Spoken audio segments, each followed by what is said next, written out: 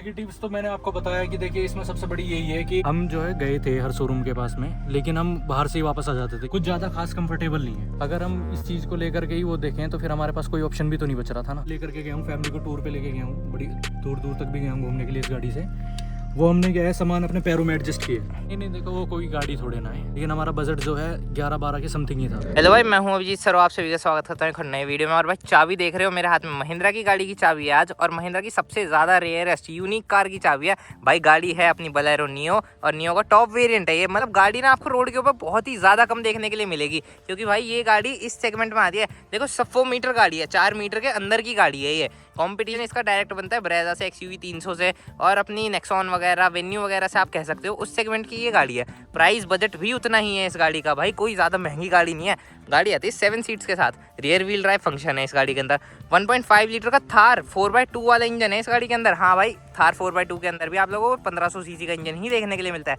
गाड़ी बहुत ज़्यादा बेस्ट है, बहुत ज़्यादा यूनिक है, और बहुत ज़्यादा वैल्यू फॉर मनी है, लेकिन फिर भी बहुत कम लोग खरीदते हैं इस गाड़ी को। और भाई ये गाड़ी है भी इसीलिए रेयरेस्ट, क्योंकि भाई महिंद्रा खुद इस गाड़ी को बेचने में कुछ ज़्यादा इंटरेस्ट मेरे हिसाब से तो रखता नहीं है भाई। इस गाड़ी के ना ही तो आपको कहीं ऐड देखने के लिए मिलेंगे, कहीं पोस्टर पर आपको छपी हुई नहीं मिलेगी आपको बोलेरो नियो। मुझे तो ऐसा लगता है कि बस महिंद्रा वालों ने अपने पुराने टाइम में इस गाड़ी को बनाया, और आज के टाइम पे इस गाड़ी को भूल चुके हैं कि भाई उनके पोर्टफोलियो में बोलेरो नियो भी आती है ना। बोलेरो का थोड़ा सा अपडेटेड वर्जन है, आप देख सकते हो, थोड़ा सा अर्बन स्टाइल में बना रखी है बोलेरो नियो। पहले ये TUV 300 हुआ करती थी, लोगों को अपडेट करना था इस गाड़ी के अंदर, तो इन लोगों ने इस गाड़ी का नाम बोलेरो नियो रख दिया। टॉप वेरिएंट दिखा रहा हूँ, वेरिएंट में आप यहाँ से पहचान कर सकते हो। बेस वेरिएंट में तो भाई आते ही स्टील रिम्स हैं, तो ये भी फैंसी व्हील्स ही, लेकिन भाई कंपनी वालों ने टॉप वेरिएंट में चलो ये शर्म करके ये तो दे रखे हैं। काफी सारी चीजें हैं इसके अंदर जो कि टॉप वेरिएंट होने के बावजूद भी नहीं होनी चाहिए थी। आप जैसे कि इसका स्टीरियो वगैरह देख सकते हो, बस मजाक में बना रखी है महिंद्रा ने ये गाड़ी। पर भाई आज हमें ना इस गाड़ी के ओनर मिल चुके हैं, जो कि इस गाड़ी को एक्सपीरियंस कर रहे हैं लास्ट 1 साल से। वो इस गाड़ी को 8000 किलोमीटर चला चुके हैं। आज उनका ना पूरा ओनरशिप एक्सपीरियंस रखने वाला हूँ मैं आप लोगों के आगे, कि अगर आप लोगों की जेब में 12-1 लाख रुपए है ना,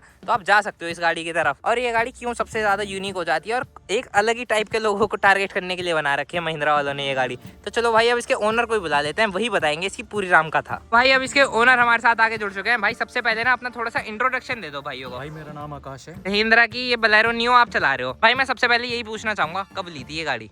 भाई ये मैंने 2024 में अक्टूबर के मंथ में ली थी। यानी कि मोटा आपको 1 साल के करीब हो चुका है, 10 महीने हो चुके हैं आपको गाड़ी चलाते हुए। कितने रुपए की ले ली थी आकाश भाई? ये हमें CSD के थ्रू 12.5 की समथिंग पड़ी थी। CSD के थ्रू, यानी कि आपने कैंटीन से ये गाड़ी परचेज करी थी। हाँ।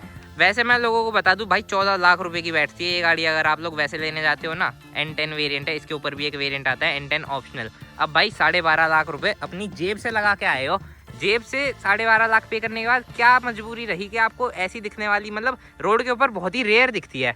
आप 12.5 लाख रुपए में और भी तो गाड़ियां देख सकते थे, और कुछ देखा था कंपटीशन में?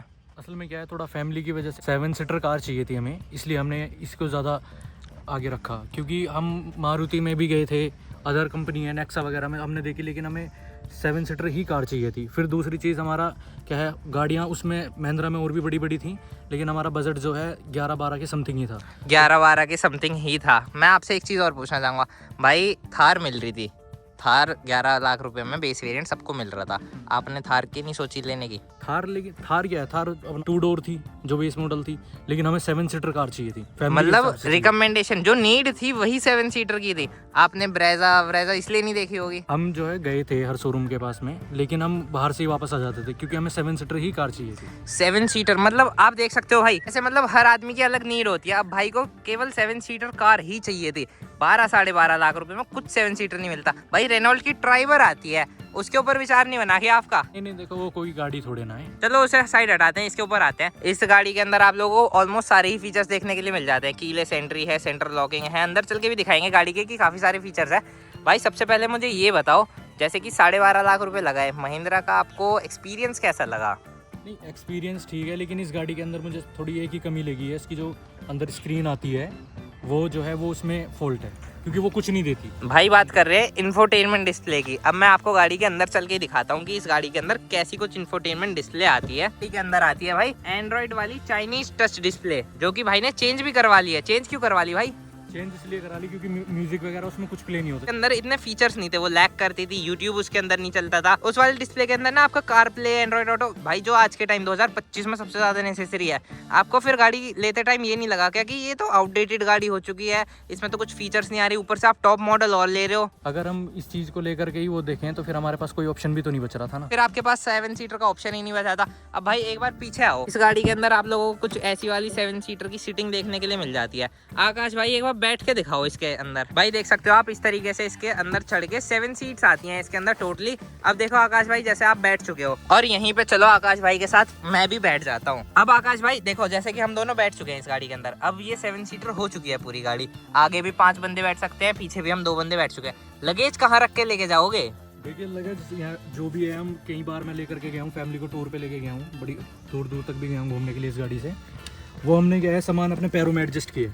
पैरों में? हाँ, पैरों में एडजस्ट किया है। देखिए इतनी भीड़ है तो थोड़ा तो एडजस्ट आपको करना पड़ेगा। देखो जिस तरीके से आपने ये गाड़ी ली है, कॉम्प्रोमाइज इस गाड़ी के अंदर कहीं ना कहीं करना पड़ेगा। हाँ।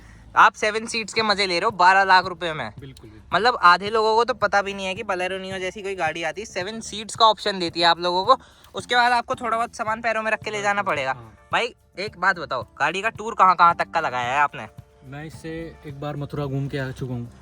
उसके बाद में मैं ऋषिकेश गया था, नीलकंठ जाने के बाद में फिर मैं एक बार इधर ही अपना लोकल में चलाता रहता हूँ। बस अभी तक फिलहाल तो यही लंबे रूट की है मैंने। तो इन रूट्स पे जैसे कि आपने एक दिन के अंदर 300-300 किलोमीटर भी चलाई होगी गाड़ी। क्या गाड़ी कंफर्टेबल है? कुछ ज़्यादा खास कंफर्टेबल नहीं है। मतलब गाड़ी के अंदर कहीं ना कहीं वो झोल वाली बात, महिंद्रा का डीएनए तो है गाड़ी के अंदर। अभी जैसे कि मैं इस गाड़ी को चला के भी लाया, भाई गाड़ी झूलती है। ब्रेक्स कैसे लगते हैं आपको गाड़ी के? ब्रेक्स सही है गाड़ी के। एयर व्हील ड्राइव सेटअप के साथ आती है, यानी कि ये गाड़ी ना भाई पीछे वाले पहिए घूमते हैं। नॉर्मली अगर आप भाई कोई सी भी गाड़ी ले आते ना, इसी की बहन आप 3XO उठा लाते, उसके अंदर भी आपको फ्रंट व्हील ड्राइव सेटअप देखने के लिए मिलता। ये गाड़ी आपको 7 सीट्स ऑफर कर रही है, मतलब ये एक कंप्लीट एसयूवी वाला पैकेज दे रही है आपको गाड़ी। अब भाई चलो गाड़ी के अंदर आके बात करते हैं। गाड़ी के अंदर जाने के लिए आपको फुट रेस्ट देखने के लिए मिल रहा है भाई 12 लाख रुपए की एसयूवी के अंदर। अब आकाश भाई गाड़ी एक बार स्टार्ट करो। ये भाई 12.5 लाख रुपए लगाने के बाद ये लगता है वर्थ कि ये इस तरीके से ऐसे हिल रहा है। भाई बहुत ज्यादा हिल रहा है ये, देखो कैमरा रख के दिखाता हूँ इस पर, देख लो इस तरीके से इसके अंदर वाइब्रेशंस है। पकड़ रहा हूँ इसे तब भी वाइब्रेशंस है। क्या ये लगता है कि 12.5 लाख रुपए की इस गाड़ी के अंदर ये होना चाहिए था? देखिए जितना बड़ा इंजन होगा, मैंने अधिकतर गाड़ियों में देखा है कि ये वाइब्रेशन तो होता है, क्योंकि स्कॉर्पियो है, फील भी आती है और थोड़ा थोड़ा कभी कभी लगता है कि ये होना नहीं चाहिए, लेकिन फील भी आती है। फील आती है इसलिए आती है कि ऐसा लगता है जैसे कितनी बड़ी गाड़ी चला रहे हैं। बड़ी गाड़ी तो देखो है ही भाई। हम इस टाइम इतनी ऊंचाई पे बैठे हैं, हमें यहाँ से बोनेट भी विजिबल है। हमें कोई साइड से गाड़ी जाएगी उसकी छत दिखेगी बहुत आराम से। भाई एसयूवी है ये गाड़ी, मैं कह रहा हूँ आपको एसयूवी है ये गाड़ी। अब जैसे कि आप इस गाड़ी को चला चुके हो, अपना 8000 किलोमीटर चला चुके हो आप इस गाड़ी को, 15.8 का माइलेज शो कर रही है। ये 1.5 लीटर का डीजल इंजन आपको माइलेज क्या निकाल के दे देता है? माइलेज अभी जो इसमें दिखाई दे रहा है बस थोड़ा बहुत इससे डाउन मानो, बाकी गाड़ी का एवरेज अच्छा है। यानी कि 16 का अगर दिखा रही है तो 14 का मैं मान के चलूँ। हाँ, मतलब ये गाड़ी 14 का माइलेज दे देती है। क्योंकि अगर मैं इसकी बात करूँ, जब मैं हरिद्वार गया था, ऋषिकेश घूमने के लिए गया था, उसमें मैं 3 जगह गया था, हरिद्वार, ऋषिकेश, देहरादून गया था मैं। तो इसकी जब टंकी मैंने फुल कराई थी, ये बिल्कुल नहीं थी, इसमें रिजर्व में लगी हुई थी, तो इसकी 3200-3300 के आसपास टंकी फिल हो गई थी। उसके बाद में मैंने सबसे पहले मैं शाकुंबर गया, उसके बाद में मैंने देहरादून गया, देहरादून से फिर मैं नीलकंठ गया उसी दिन। नीलकंठ से मैं फिर मेरठ आया, तो इसमें भी ये समझो कि 500 या 1000 रुपये के समथिंग तेल बचा हुआ था। मतलब कि ये आपका 300-400 किलोमीटर के पेटे में मान लेता हूँ मैं सारा, 300-350 के आसपास पड़ा। एक टंकी तेल में आपने डीजल डलवाया था 87 रुपीज के हिसाब से। ऐसे तो कैलकुलेट करता रहूंगा तो वीडियो भी बहुत लंबा हो जाएगा, लेकिन आपके हिसाब से गाड़ी का माइलेज बढ़िया है। स्पीड क्या रही थी भाई, एवरेज स्पीड आपकी? स्पीड तो ये मानो कि 80-100 भगाई है गाड़ी, 80-100 भगाई है हाईवे के ऊपर। हाँ। और वैसे मतलब बढ़िया एवरेज निकाल रही है उस हिसाब से। तो ये 1.5 लीटर का इंजन मतलब कामयाब है। हाँ। जो थार वगैरह में भी यही इंजन आता है, एवरेज निकाल लेते हैं चलाने वाले जो बढ़िया तरीके से चलाते हैं। भाई देखो जैसे कि आप इतना लंबा टूर मार के आए हो, इस गाड़ी के अंदर मैं देख पा रहा हूँ अंडर थाई सपोर्ट आपके पास नहीं है। आप पैर सीधा करके दिखाओ भाई, पैर मतलब अंडर थाई सपोर्ट, आगे की सीट इतनी छोटी दे रखी है। थकान होती है ड्राइवर को गाड़ी चलाने में? ज़्यादा अगर लंबी ड्राइव कर ले तो महसूस होती है थकान, मतलब कि गाड़ी जैसे झोल मार रही हो। हाँ। या फिर मतलब फील होता है कि गाड़ी थका रही है आपको कहीं ना कहीं। पर मुझे एक चीज और बताओ, इस गाड़ी के अंदर 180 तक की टॉप स्पीड देख पा रहा हूँ मैं, आपने आज तक टॉप स्पीड क्या भगाई है इसकी?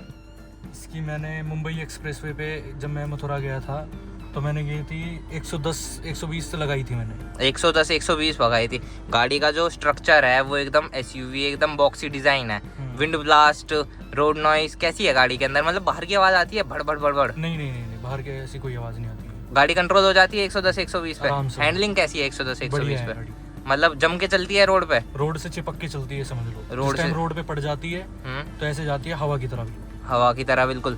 और गाड़ी के ब्रेक्स बताओ मुझे। ब्रेक्स बढ़िया है, कंट्रोल हो जाती है। अगर मान लो 100 मीटर अगर या 50 मीटर अगर आ गया तो अच्छे से अगर ब्रेक कवर करो तो खिंच जाती है गाड़ी, कवर हो जाती है। बट एक चीज़ इसके अंदर जैसे ये वाइब्रेशंस वगैरह है, मैं अपने हिसाब से बताऊं, मुझे थोड़ी सी ये दिक्कत लगती है। ये पुराने टाइम पे भाई स्कॉर्पियो के अंदर आया करता था ऐसा गियर। आपको ऐसा नहीं लगता जैसे इसमें 5 गियर दे रखे हैं और इंजन इसका अच्छा खासा है? जो थार आती है सेम इंजन के साथ आती है, लेकिन उसके अंदर 6 गियर देखने के लिए मिलता है। इस गाड़ी के अंदर 6 गियर होने चाहिए थे। होने तो चाहिए, महसूस होता है बहुत बार स्पीड के अनुसार कि भाई इसके अंदर 6 गियर होने चाहिए। 5 गियर के अंदर ऐसा लगता है कि गाड़ी खिंच रही है फालतू में, 2-3 हज़ार RPM पे जा रही है। अब भाई मैं गाड़ी में ना पीछे आके बैठ चुका हूँ, पीछे देख सकते हो। हम बिल्कुल नहीं है पीछे वालों के लिए। और यहाँ पे आर्मरेस्ट भी इंडिविजुअल आर्मरेस्ट दे रखे हैं कंपनी वालों ने। मतलब कस्टमर के लिए, ड्राइवर के लिए तो बहुत ज्यादा मेहनत कर रखी है इस गाड़ी के अंदर। ड्राइविंग फील अच्छी है भाई के हिसाब से, सब कुछ ही बढ़िया है। भाई थोड़े से नेगेटिव्स भी बताओ ना गाड़ी के। नेगेटिव्स तो मैंने आपको बताया कि देखिए इसमें सबसे बड़ी यही है कि LED जो है हमें 100% आपको बाहर से ही लगवानी पड़ेगी, महिंद्रा नहीं देगी। क्योंकि जब मैं लेके आया था उसके बाद में 10-15 दिन तो मैंने देखा कि मैंने, हो सकता है मेरे को इस फीचर के बारे में ना पता हो, लेकिन मैं इसको दोबारा शोरूम पे लेके गया था तो उन्होंने बोला कोई म्यूजिक नहीं चलेगा। उसके अंदर जो म्यूजिक्स थे वो सिर्फ महिंद्रा के म्यूजिक्स थे। और हमने उसको बहुत ट्राई किया कि चल जाए, हो सकता है हमसे ना चल पा रहा हो, लेकिन उन्होंने ये बोल दिया कि आपको अगर लगवाना है तो फिर आपको वो बाहर मार्केट से लगवाना पड़ेगा, इसलिए हमने ये फिर बाहर से लगवाया। मतलब कंपनी वाले इतने पैसे चार्ज कर रहे हैं, टॉप मॉडल आप ले रहे हो तब भी एक कंपनी फिटेड अच्छी सा स्टीरियो नहीं बना सकते कंपनी वाले, आपको बाहर से लगवाना पड़ रहा है। मतलब शेम वाली बात है कहीं ना कहीं मेरे हिसाब से तो कंपनी के लिए। और सर्विस वगैरह कैसी है भाई महिंद्रा की? सर्विस तो ये है कि देखिए सर्विस इतनी कुछ खास नहीं है क्योंकि भीड़ बहुत ज्यादा है। भीड़ बहुत ज्यादा है। और मतलब बहुत टाइम लेते हैं। अगर फर्स्ट सर्विस भी है ना तो भी ये समझ लो आपको पूरा दिन खा जाएंगे। धड़ल्ले से गाड़ियां बिक रही है। सेल्स मतलब बहुत ही ज्यादा ऊपर जा रखे महिंद्रा। भाई आप चार्ट खोल के देखोगे ना सेल्स का तो महिंद्रा ऊपर ही मिलेगा आप लोगों को। एक चीज मैं और पूछना चाहूंगा आकाश भाई, पीछे AC के विंड्स नहीं दे रखे हैं गाड़ी के अंदर कहीं भी, ना ऊपर ना ही नीचे। पीछे देखो सीटिंग तो बहुत ज्यादा ऊपर है, आगे वालों से भी ऊंचा बैठा हूँ मैं। अभी अगर मैं अपने आंखों पे लगा के दिखाऊं कैमरा, इतना ज्यादा विजिबिलिटी है मेरे पास। पीछे ना होने का आपको नेगेटिव नहीं लगता? गर्मी नहीं लगती लोगों को? बिल्कुल। AC जैसे कि आप बोल रहे हो कि इसमें AC की प्रॉब्लम है, AC पीछे तो बेशक कोई दिक्कत नहीं है, पीछे की साइड में नहीं है, लेकिन आगे का AC ऐसा बिल्कुल आदमी को 15 या 20 मिनट के अंदर अंदर ठंड चढ़ा देता है, इतनी तगड़ी AC है। मैं यहाँ पे लोगों को दिखाता हूँ, इको AC का मोड भी है इसके अंदर, इसके बारे में भी बताओ भाई कुछ। AC इको का मतलब ये है कि जैसे अगर मान लीजिए 100% कूलिंग हो रही है तो 100% के मतलब ये समझ लीजिए AC इको हो गया 50 पे। अगर ज्यादा ठंड हो चुकी है गाड़ी के अंदर तो फिर आधा चला दो। उससे क्या है, इंजन पे भी, इंजन अभी ज्यादा तेज चल रहा है तो जैसे कि अगर हम इसको चलाएंगे तो इंजन भी क्या है एकदम से हल्का सा डाउन होगा। एक तरीके से ट्रिप मारने वाला सिस्टम है ये पूरा। ये समझ लो 15-20 मिनट के अंदर अगर हम पीछे भी बात करें, अगर फुल पे 15 मिनट चला देते हैं तो पीछे तक बढ़िया हवा देता है। ये AC काम कर देता है। तो भाई को और कुछ नेगेटिव लगता है भाई को? और तो बस ये है कि इसके स्पीकर कुछ खास नहीं है। स्पीकर्स जो कंपनी फिटेड है? हाँ, मतलब मॉडल जैसे ये टॉप मॉडल है, हाँ, उस हिसाब से इसके स्पीकर्स बढ़िया नहीं है। मतलब आप गाना कितना भी आप वॉल्यूम पे बजाओ आपको फटती हुई आवाज लगती है। तो कहीं ना कहीं ये चीज भी महिंद्रा को सुननी चाहिए मेरे हिसाब से। तो वो लोग इस गाड़ी के लिए बिल्कुल भी सीरियस नहीं है, क्योंकि इस गाड़ी के अंदर कुछ भी अपडेट्स वगैरह नहीं देते हैं। इस गाड़ी का वो लोग कहीं नाम भी नहीं लेते हैं। आप लोगों ने सुना था जब ली थी ये गाड़ी की, इसका कुछ नाम वगैरह सुनाओ, या फिर बस वहाँ गए, देखी, पसंद आ गई, ले ली? नहीं, पहले क्या है, पहले हमने थोड़ा सा YouTube वगैरह पे सर्च किया, उसके बाद में हमने जब हम गए तो हमने इसके बारे में 1-2 दिन अच्छे से पहले वीडियोस भी देखी, उसके माध्यम से हमने उसके बारे में, उस गाड़ी के बारे में थोड़ा जाना। फिर हमने वहाँ पे जो है ओनर्स होते हैं उनसे सजेशंस लिया, कैसे कैसे गाड़ियाँ, इतना का हमारा बजट है, इसमें कुछ अच्छी गाड़ी मिल सकती है, तो इस वजह से हमें ये थोड़ी गाड़ी बेस्ट लगी। और आपकी कहीं ना कहीं जो पर्पस था, मेन पर्पस 7 आदमियों को ले जाने का गाड़ी के अंदर, हाँ, वो पूरा कर रही थी ये गाड़ी, इसलिए आपने ये गाड़ी ली। चलो तो भाई मिलके बहुत ही बढ़िया लगा आपसे, और आपने अपनी गाड़ी दिखाई, उसके लिए मैं बहुत ज्यादा थैंक यू बोलना चाहूंगा। ये थे आकाश भाई, ये थी आकाश भाई की गाड़ी में नो डाउट भाई को कुछ कमी नहीं लगती है। गाड़ी भाई का पर्पस पूरे तरीके से गाड़ी कंप्लीट कर रही है। अगर ये वीडियो आप लोगों को अच्छा लगा हो तो एल्गोरिथम एक और वीडियो सजेस्ट कर रहा है आप लोगों को। यहाँ पे वीडियो देखने के लिए धन्यवाद, थैंक यू सो मच।